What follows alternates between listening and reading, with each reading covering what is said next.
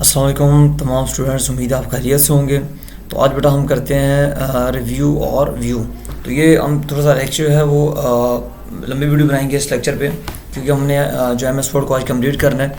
तो आज हम करेंगे रिव्यू के अंदर हमारे पास आते हैं कमेंट्स ऑल टाइप्स एंड इस तरह करते हैं कि हमारे पास जो कमेंट्स हैं ना किसी सी भी जगह पे, जैसे यहाँ पे कमेंट्स डॉक्यूमेंट है, यहाँ पे प्रोवाइड्स है, हेडर है, किसी भी चीज़ पे आपको कमेंट्स देना चाह रहे हो तो आप क्या करते हैं, यहाँ पे कमेंट्स पे क्लिक करते हैं और यहाँ पे क्लिक करते हैं। देखिए यहाँ पे कमेंट्स लग जाएंगे, ठीक है। और यहाँ पे आप कमेंट्स देना चाह रहे हो तो यहाँ पे क्लिक करके, क्योंकि देखिए वो आपको आपके वर्ड को भी हाईलाइट करेगा और आपको कमेंट्स भी सामने दिखाएगा, ठीक है।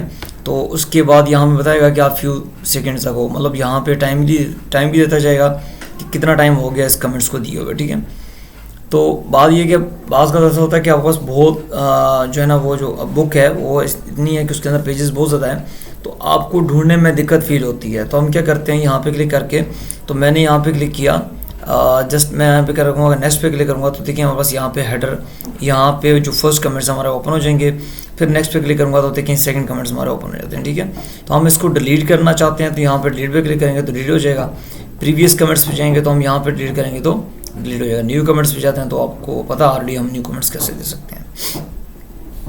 उसके अलावा ऐसा होता है कि बाज़ का जैसे आपने कोई प्रेजेंटेशन बनाई और बनाने के बाद या कोई लेटर बनाया, आपने किसी को चेक करने के लिए दे दिया, तो आप चाहते हो कि वहाँ पे कोई भी चेंजिंग अगर होती है तो हमें नज़र आनी चाहिए या पता होना चाहिए कि क्या चेंजिंग की है।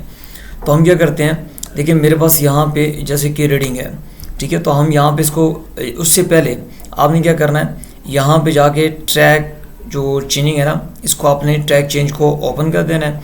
अब ये ट्रैक चेंज ओपन हो चुका है, ठीक है। अगर मैं यहाँ से इसको करूँगा डिलीट, तो बैक स्पेस जैसे क्लिक करूँगा देखो इस तरीके से ये शो करेगा, ठीक है।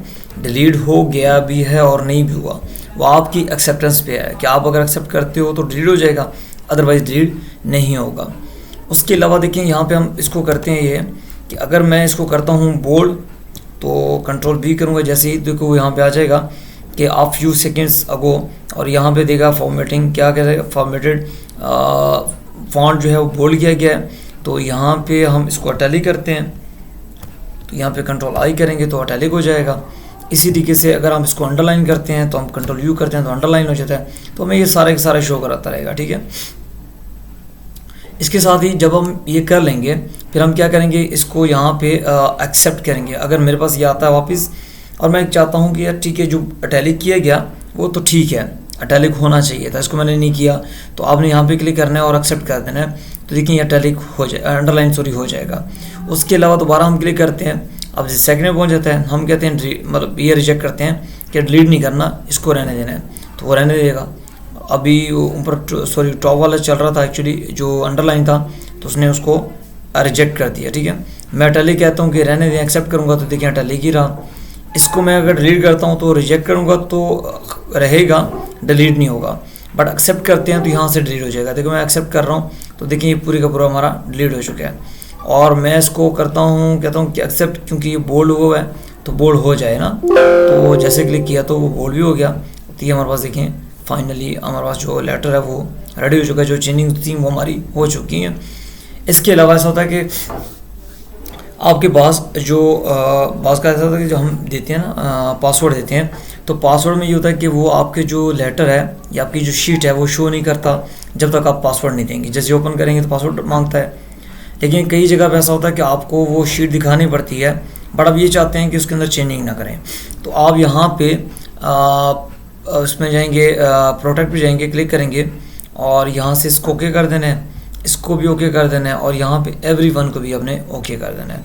तो फिर हमें यहाँ पे नीचे जाना है और यहाँ जाने के बाद आपने क्या करना है कि यस स्टार्ट इन्फो, आप इन्फोर्सिंग करेंगे प्रोटेक्शन को और यहाँ पे 1 2 3 दे देंगे।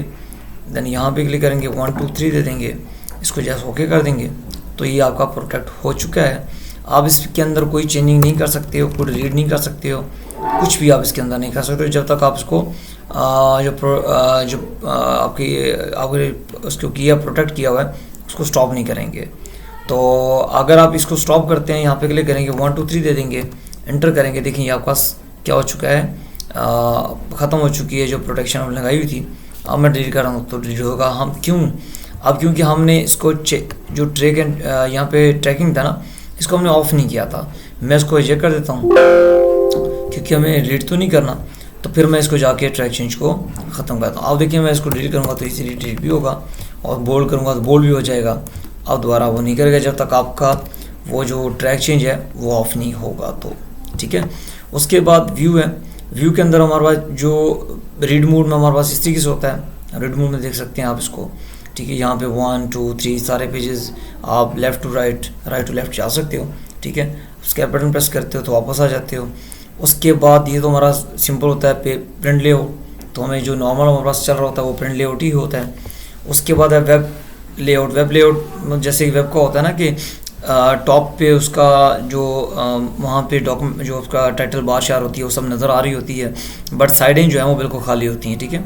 और नीचे भी आपके पास जो है वो आ रही होती है बार वगैरह। तो यहाँ पे इस तरह के साइडों में देखें वो चीज़ ख़त्म हो चुकी है।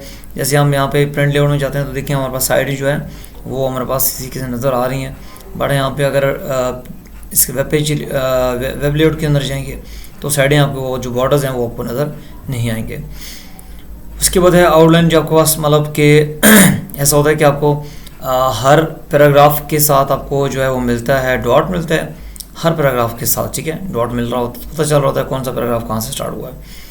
उसके अलावा व्यू के अंदर हमारे पास आता है ड्राफ्ट। ड्राफ्ट तो हमने सिंपली जब अपने टाइपिंग करते हैं तो ड्राफ्ट बन जाता है। उसके बाद इसकी सेटिंग करके आप लेटर बनाते हो, बुक बनाते हो, जो बनाना चाहो बना सकते हो, ठीक है ना।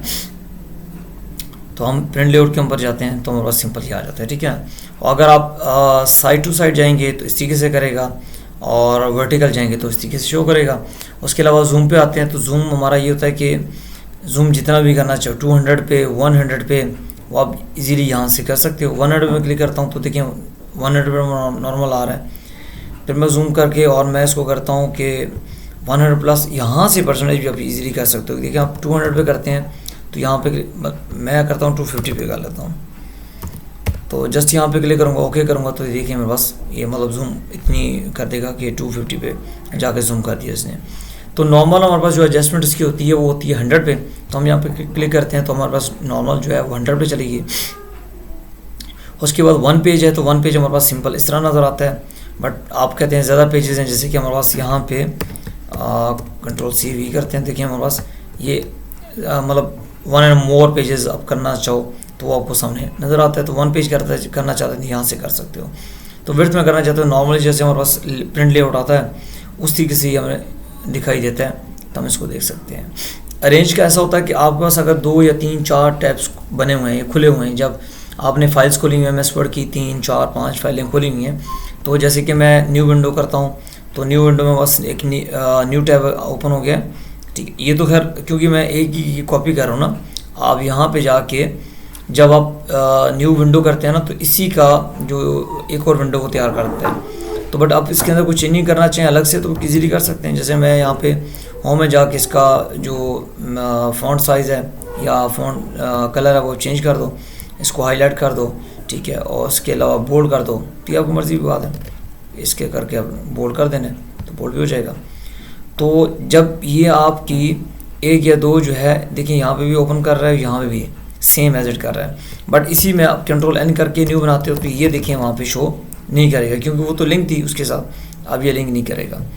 तो दोबारा हम जाते हैं यहाँ पे व्यू में, और व्यू में जाने के बाद अगर आप ये करते हो कॉल अरेंज, तमाम की तमाम जो वर्ड की शीट्स हैं वो अरेंज कर दें, तो देखिए यहाँ पे आपकी अरेंज कर देगा। जिस पे अपनी वर्किंग करनी है क्लिक करेंगे, ओपन होगा, आपने वर्किंग करनी है, वर्किंग करके इसको क्लोज़ कर देना है, ठीक है। और मतलब क्लोज से मुराद है कि अगर आप यहाँ पे क्लिक करते हैं तो वापस अपनी जगह पे जाके सेट हो जाता है, ठीक है। तो यहाँ से हम इसको क्लोज़ करेंगे, डोंट सेव, और इसको भी हम करते हैं डोंट सेव, ठीक है। इसको हम करते हैं ओपन और इसको ख़त्म करते हैं। उसके अलावा देखिए हमारे पास ऐसा होता है कि कुछ बात ऐसा लिखा हुआ है तो हमने इसी को ना देख के यहाँ पे लिखना है। मतलब हम चाहते हैं कि जो फर्स्ट पेज है, फर्स्ट पेज को यहाँ पे देखना चाह रहे हैं या यहाँ लिखना चाह रहे हैं उसके साथ कुछ ना, तो वहाँ से देखिए अब ये फर्स्ट पेज पे आएँ तो इसको स्प्लिट कर रहे हैं, ठीक है। यहाँ पे आप जाएंगे और इसको जाके स्प्लिट कर देना, ये स्प्लिट हो चुका है। और अब क्या करेंगे, देखिए यहाँ पे आपने इसको रखना है सामने, और यहाँ से आप एंड पे चले जाएँ, यहाँ पे कुछ भी टाइप करना है तो इजीली आप इसको टाइप कर सकते हो, उसको देखे, ठीक है। तो स्प्लिट का ऑप्शन ये होता है, और जब स्प्लिट कर चुके आप काम कर चुके होंगे तो इसको आपने रिमूव स्प्लिट कर देना, तो ये ख़त्म हो जाएगा।